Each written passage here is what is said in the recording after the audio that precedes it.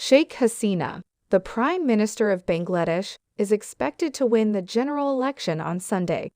Critics claim it might strengthen her hold on power even further during a 15-year reign that saw the transformation of a once democratic freedom-fighting politician into an increasingly dictatorial figurehead.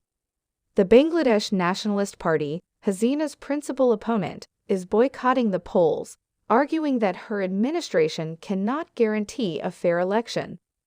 This is increasing the likelihood that this 76-year-old prime minister would win her fourth straight term in office and her fifth total term.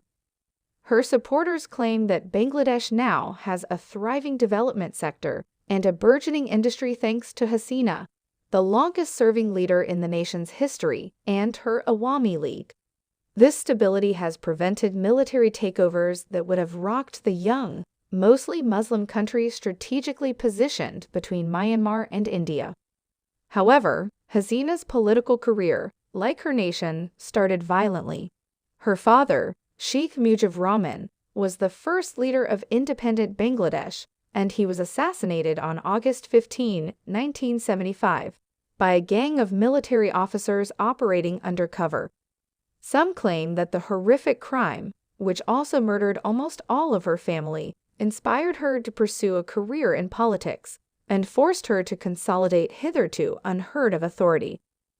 One extremely potent characteristic of Hasina as a politician is her ability to weaponize trauma. According to Avinash Paliwal, a senior lecturer at SOA's University of London, who specializes in South Asian strategic affairs. According to a close associate of Hasina's, her goal was to establish the nation her father had envisioned, having guided the new country's soldiers to victory over Pakistan in 1971 with the help of India. Speaking under pseudonyms because they were not allowed to speak to the media, they told the Associated Press she felt her father's work was cut short and that only she could complete it. Hasina spent years living in exile in India following her assassination before returning to Bangladesh to assume leadership of the Awami League. However, she was detained in and out of house arrest by the military government of the country during the 1980s until her first term as prime minister was announced following general elections in 1996. The chief of the Bangladesh Nationalist Party, Khaleda Zia, the former prime minister who is currently ill and under house arrest, engaged Hasina in a power war that lasted for decades. For years, the two women engaged in a fierce competition that divided Bangladesh as they took turns leading the nation. Hasina, whose party describes itself as moderate and secular, has frequently accused the BNP of wooing hardline radicals that it had battled to eradicate. According to Zia's BNP, the Awami League is abusing its position by implementing repressive measures. Despite projecting distinct ideas, analysts claim that both parties are tarnished by a past of retaliatory politics and electoral violence.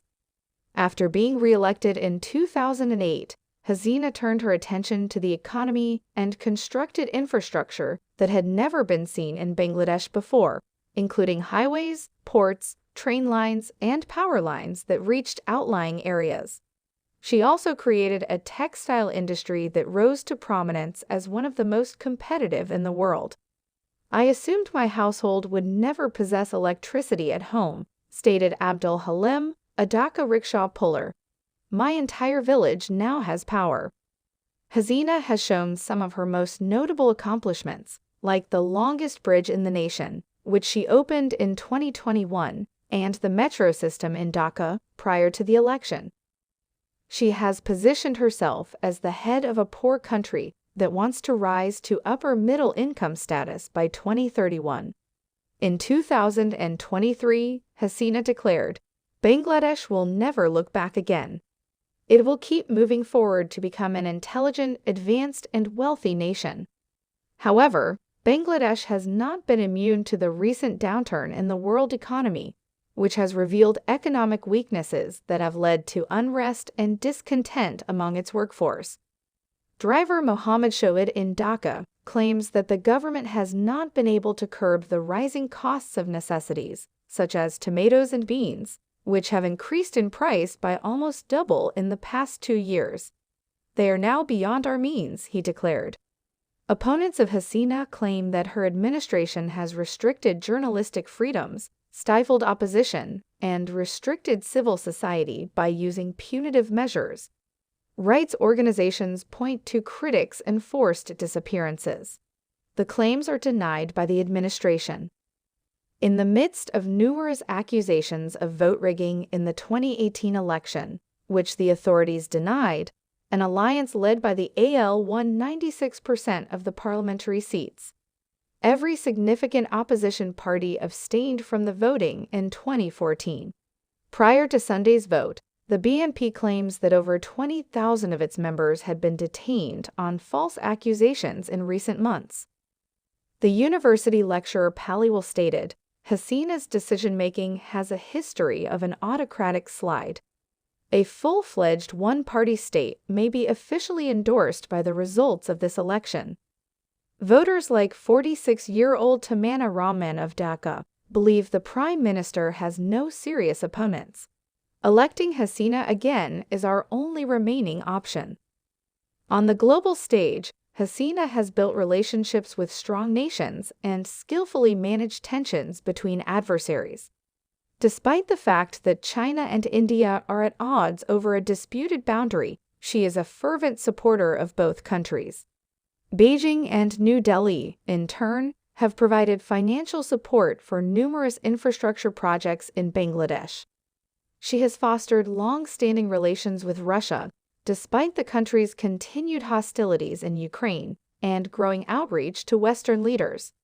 Say what you will about Hasina, the head of the Wilson Center's South Asia Institute, Michael Kugelman, remarked, she has managed the great power competition very effectively.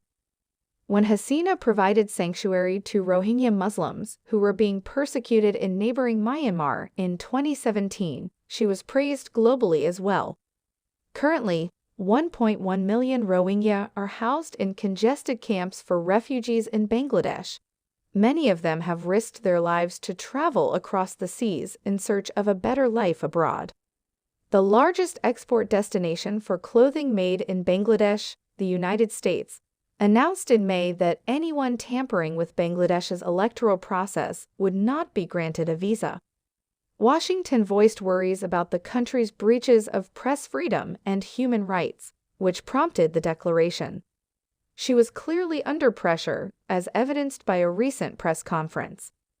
She glared at the reporters, her salt and pepper hair hidden beneath a traditional sari. If you talk too much, I will shut down everything.